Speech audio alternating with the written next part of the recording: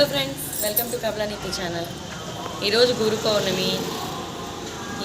పౌర్ణమి. మా అమ్మగారు కాశీకి వెళ్ళి 9 నిద్రలు చేసి వచ్చారు.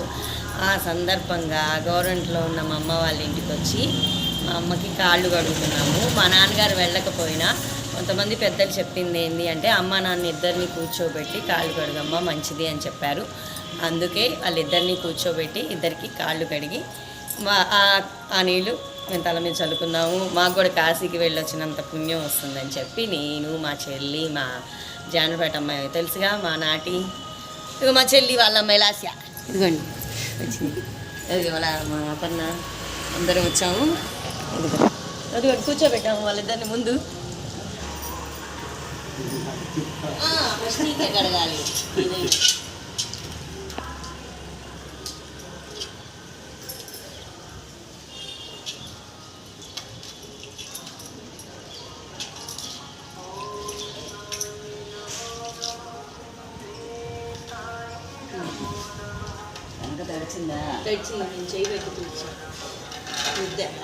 ఎందుకు తాత కాళ్ళకి నీళ్ళు పోస్తున్నారు? అదే కాళ్ళు ఎందుకు కడుగుతున్నారు అంటుంది వీడియోలో. అంటే చెప్పు. కాళ్ళు కడిగితే పుణ్యం అని పూర్వం నుంచి ఆచారం ఉంది.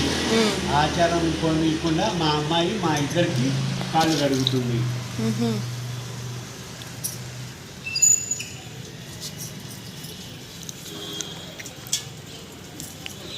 కాళ్ళు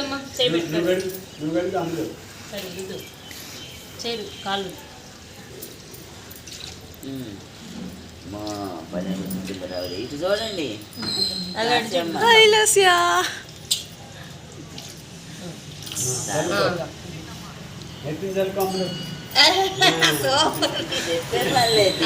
చల్లుకుందే చిన్నగా రెండు చేతులు. నేను 2 చేతులతో పెట్టాల్సింది. నువ్వు ఒక దారితో పోసుకున్నావు. ఇప్పుడు తీసిద్దిలే, ఏముంది. ఎందుకు వద్దులే, ప్రత్యేకంగా వీడియో తీసినానికి మళ్ళీ కడిగారు అనుకుంటా. అది పెట్టచ్చు.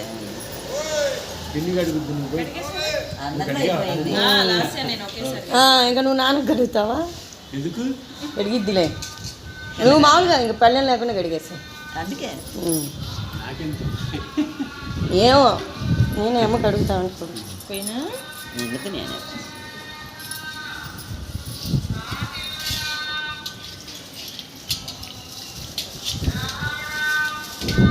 కసిని పూలు ఇవ్వు, విడి పూలు అదే లెక్కలు అమ్మకి వేస్తాయి.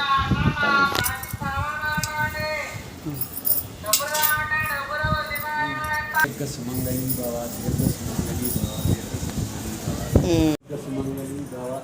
దీర్ఘ సుమంగళి భవ, దీర్ఘాయుష్మాన్ భవ. ఆరోగ్యంగా ఉండాలి. అప్పుడు ఆరోగ్యంగా ఉండాలి. లాస్యము బాగా చదువుకోవాలి. లాస్ట్ బాగా చదువుకోవాలి. చదువుకోవట్లేదు ఇంకా, చదువుకో.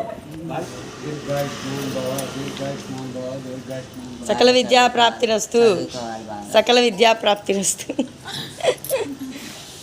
ఇంకా పైకి వెళ్దామా? అమ్మ రామ్మ, ఇంకా అందరికి టిఫిన్లు చేసి పెడదు. ఊరికి నేను జోక్ చేస్తున్నా.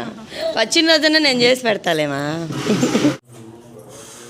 ఎప్పుడు మా అమ్మ చేస్తే తినడమే కానీ మా అమ్మకి చేయలేదన్నమాట. కాశీ నుంచి వచ్చింది కాబట్టి ఒకరోజు చేద్దాం అనుకుంటా. తర్వాత రోజు వీలుంటే చేస్తా, లేకపోతే బయట తెప్పిస్తా. ఏందమ్మా నాటి నూనె ఏంది? నేను నూనె ఫ్రీగా వచ్చింది, అంత నూనె వేసా. అన్ని గింటలు వేస్తావు నాకేంత. నువ్వు నూనె అంత వేసావని నేను ఇన్ని గంటలు దెబ్బ రొట్టేసా. ఇంకా వేస్తా మామూలుగా అయితే.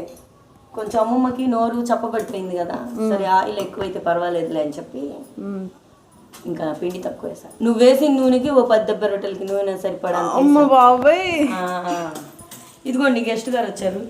మీకేం కావాలండి? ఇక్కడికి వచ్చారు. అలిసిపోయిందండి, కుర్చీలో కూర్చుంది బిడ్డ. పాపం బిడ్డ, అలిసిపోయిన బిడ్డ, రైతు బిడ్డలాగా అలిసిపోయిన బిడ్డ, లాస్య బిడ్డ కదా. ఎందుకు ఇక్కడికి వచ్చినావు చెప్పు జనాలకి. హాయ్ ఫ్రెండ్స్ అను చెప్పు. అప్పుడు ఖమ్మంలో చెప్పావుగా. మా లాస్య సిగ్గుపడుతుందండి, కొద్దిగా ఆగి చెప్పింది. అవును కదా లాస్య? ఏం చేసావు?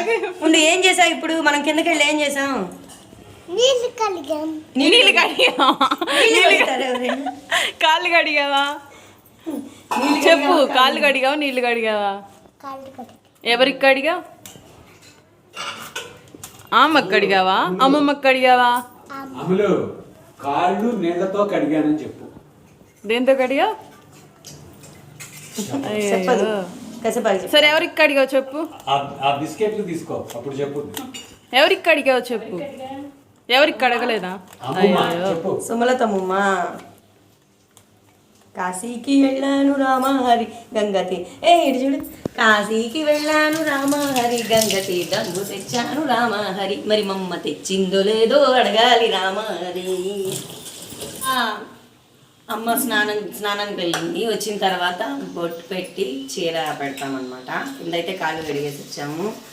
మళ్ళీ ఇంకా చాలా టైం అయింది. అక్కడ మన ఫుడ్ దొరక్క ఈ కాశీకి వెళ్ళినప్పుడు బాగా ఫీవర్ వచ్చి అంతా మనకి అక్కడికి క్లైమేట్ మార్పు ఉండి కొంచెం బాగా హెల్త్ అప్సెట్ అయిందనమాట. అందుకే ముందు టిఫిన్ పెట్టేద్దామని చెప్పి వచ్చి ముందు టిఫిన్ పెట్టిన తర్వాత మళ్ళీ పసుపు కుంకుమ చీర జాకెట్ పెడదాం అనుకుంటున్నాము. తర్వాత ఇక్కడ గవర్నమెంట్లో గురు పౌర్ణమి సందర్భంగా ఇక్కడ ఒక సాయిబాబా గుడి ఉంది గవర్నమెంట్లో ఫేమస్.